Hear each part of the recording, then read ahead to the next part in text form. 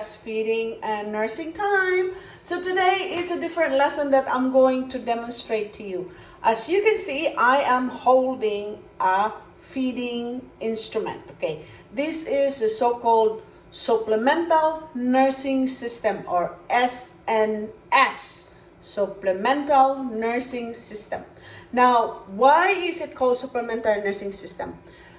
This type of feeding tool, okay, is used for babies who are not breastfeeding well, who cannot latch, who's a very weak feeder, and those babies who are not gaining weight. Okay, so this supplemental system is very useful para sa mga babies na mga preterm, babies na mga weak pa yung orofacial muscle tone nila, na hindi sila masyadong nakaka-latch deeper. This supplemental nursing system is kind of expensive feeding tool. Probably in Philippine money, I don't know if it's available here. Probably this probably will cost them maybe 2,000 or 1,000 plus. It depends, okay, on the quality of the material.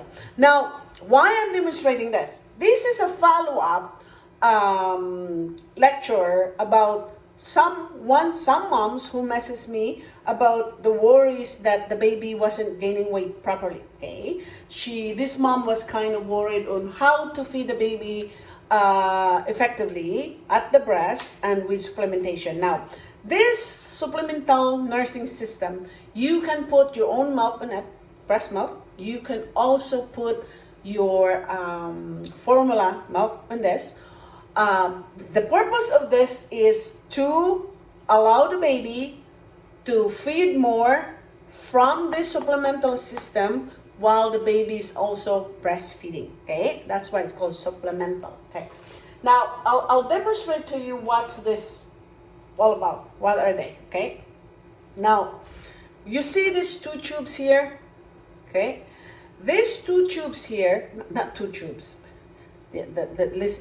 This feeding little tube here, okay? If the baby is breastfeeding, let's say you have a preterm baby. So this is a preterm baby, this size, okay? Tiny little baby. This preterm baby is very weak feeder.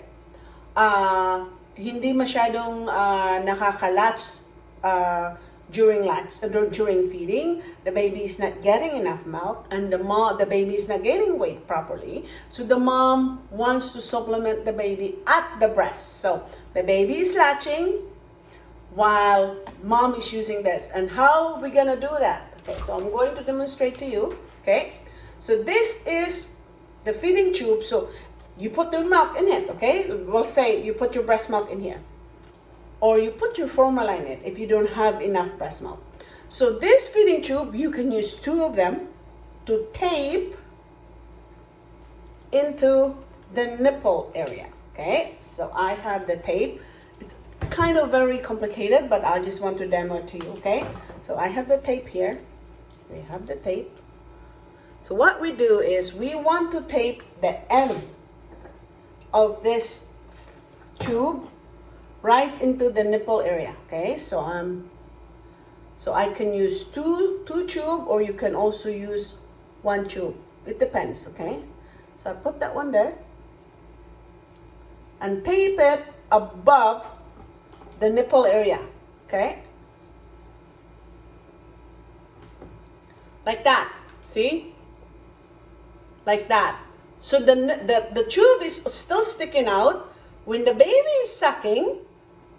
So we'll pretend, okay, the baby is latching. So I'm just gonna put this one on my neck. You can hang it on your neck. Okay, like that. Okay, the baby is latching. Or just pretend, okay? Baby is latching. Very complicated, right? So the baby is latching, and this one is dripping. Okay? Now, when you're using two tubes, the dripping is faster. When you're using one tube, the dripping is lower. So how are you going to stop the Just gonna put this away. How are you gonna stop the, do you call this one? The flow of it? So if you want to stop the flow of it, you just insert it to the little edge there, the little gap, to stop the flow. Like that. If you only want to use one tube, you can do one tube. If you want to use both, then you can use both. Okay? That's the purpose of this supplemental system. Now, how fast this one can go? So you can adjust the speed again by only using one or two. Okay, it's a very tiny French tube, probably just like where was that one? 5 French feeding tube like this. See, this is, so if you cannot afford to buy this supplemental nursing system, this one, which is very expensive, you can also use this big syringe. This is like 20 mils, okay? You can use 20 mils or 30 mils. Put your own feeding tube. I've demoed this one before. This is a very cheap tube. You can just put it, insert it into the syringe, and have your own supplemental nursing system by using this syringe. And I just depress it slowly, and you pin it to the same with what you do. You pin it over here, put the tape. Where's my tape? Where is my tape? There we go. So where's my tape? So you can tape this one. I cannot find the edge now. I can find the end of the tape. Anyway, we go that one. So that's it for this supplemental nursing system. Now, why this one is beneficial? The supplemental nursing system is beneficial because you are able to add extra milk to the baby who is a slow feeder, a preterm baby, a baby who needs supplement because the milk, your milk is not enough. So either you're supplementing it with your express milk from the fridge, or you're supplementing it with formula. Either way, it's a good way to increase the baby's milk. Now, there are some moms, in my experience in our breastfeeding clinic, what they did is when they express their milk, they put it in the fridge and they use it to supplement. When they put it in the fridge, yung fat ng milk dun sa container nila, let's say I have a bottle here. Okay, let's say I'm dropping everything. Let's say you have your milk here. You put it in the fridge, and then after maybe 6 hours in the fridge, you see the fat of your milk on the top of your milk. Lagi talagang nasa ibabaw yung fat ng milk nyo when you chill this one. Okay? When you chill this one. So makikita mo yung fat ng milk mo. Ang ginagawa ng ibang mga mom doon sa mga babies, for those babies who are not really gaining good weight, mabagal mag-gain weight, they scrape that fat dun sa pinaka-top ng milk, okay? They scrape it, the very top, yun yung nilalagay nila dito sa supplemental nursing system. Or nilalagay nila dito sa big syringe. Yun ang inuuna nilang pinapakain sa baby. They feed this to the baby first so that the baby will get the fattiest milk from them, okay? From the mother. So, that's one way on how you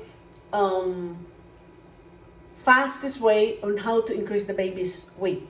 It's the fat of the milk. We need that. However, kung mabusisi, if you're too tired, you don't want to do that way, always make sure, remember, that the fat of our milk is right at the end of the feeding. So, if you are feeding ngayon and then you're after 10 minutes, switch ka ulit dito sa kabilang breast, hindi mo nakuha lahat yung fat ng milk dito sa breast nito. So maybe you can extend it up to 20 minutes or 25 minutes so that the baby would fully get that fat milk. So switching around is good. However, pag ang baby mo is not gaining weight, you have to make sure that the baby is getting that fattiest milk from you. So make sure that finish one breast and then switch to the other breast when this breast is already fully empty, okay?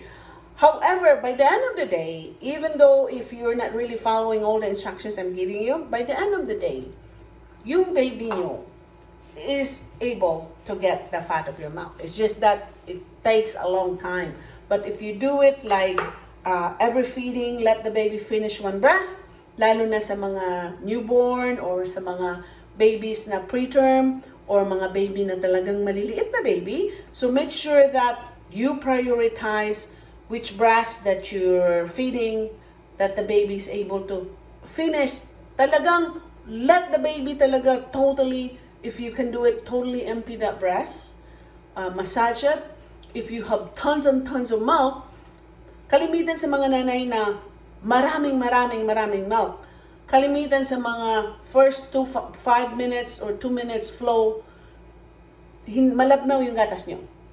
So what you do is, remove this milk first, mga 2 or 5 minutes, remove it, ilagay mo sa container, put in the container, and then store it in your fridge. Then that's the time you latch the baby. Para ang makuha ni baby, yung talagang mga hindi malabnaw na gatas, yung fat milk. For those mom, this is different. For those mom who have tons and tons of milk, meaning mom who has really hyper lactation, mom who has tons and tons of milk, that sometimes the milk gets really sugary and less fat. That's why sometimes the baby get gassy, kasi nga mas maraming lactose, mas maraming sugary milk, less fat milk. So feed the baby with more fat milk by letting the baby finish one breast before switching to the other one. So that's one tip that you really need to know on how to help your baby increase the weight, okay? You can use, if you can afford, buy this supplemental nursing system, or you can improvise your own by just using your own feeding tube. I don't know, where did I put my tube? Anyway, this is very inexpensive, okay? You can use this one. Kung ma-scrape mo yung fat ng milk mo dun sa pinakababaw ng bote, put it here. Feed the baby first with this. Pwede mong ilagay sa bibig ng baby using the syringe dito sa side ng mouth ng baby. And then after that, you latch the baby. As long as you know na nakuha ni baby yung pinaka-fattiest milk mo, because the fat of your milk is what you need to increase your baby's weight. Okay? So you may be asking, ano yung indication na alam mong may maraming intake na fat yung baby mo? Look at the poop, okay? You look at the poop. Pag may nakikita kang mga seeds, seedy, little bilog-bilog, little marbles, little bilog-bilog, little seedy texture doon sa poop ni baby, ibig sabihin, yun yung fat ng milk mo. Pag totally plain lang yung tae ni baby, wala kang makikitang mga curdy, seedy texture, ibig sabihin, si baby hindi nakuha talaga yung totally full fat milk mo when you're breastfeeding. So, that's the indication, okay? Take note. Thanks for watching. Maraming salamat sa to my new subscribers. Thank you for subscribing. Do your comments below. See what topic, what discussion you want me to discuss.